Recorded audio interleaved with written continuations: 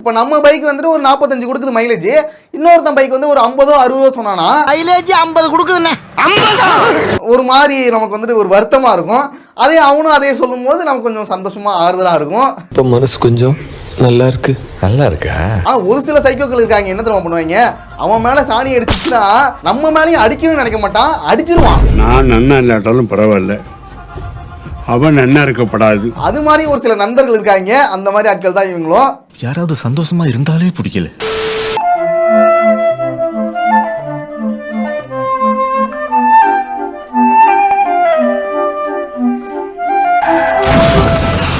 அவ்வளவுதான், நம்மள முடிச்சு விட்டீங்க போங்க.